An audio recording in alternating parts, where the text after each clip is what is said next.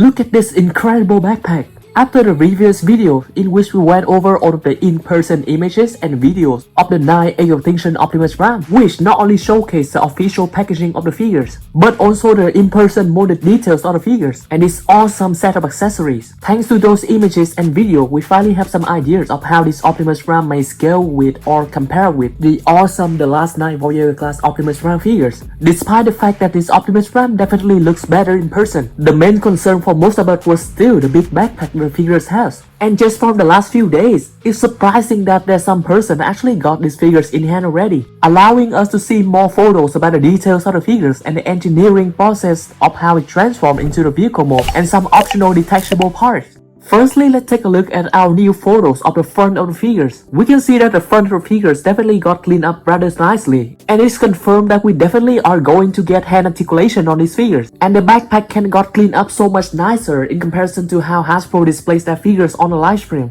And furthermore, Hasbro appears to actually listen to us, that they actually incorporate in a removable backpack for this Optimus Prime, similar to how Crosshair had a removable backpack. The whole truck cap of the figures that got attached on the backpack of the figures actually are removable via just a mushroom pack. And even the mushroom pack appears to be foldable inside when not being used, making the back look even cleaner. This simple feature actually allows this Optimus to be much more displaceable. And to be honest, even with the backpack on, the figure doesn't look bad at all, with the truck cap actually being folded rather nicely. And of course, we can store all of the weapons on the backpack of the figures, including the sword and the shield. This shield is definitely a huge step up from the last 9 version for the fact that it can transform into the gun. The length of the swords and the size of the shield appear to be fairly appropriate to the size of Optimus Prime himself. And yes, this Optimus Prime definitely have more articulation in the arm region in comparison to the last 9 Voyager class figures, for the fact that it can comfortably perform this iconic dual-hand sword holding pose of Optimus Prime.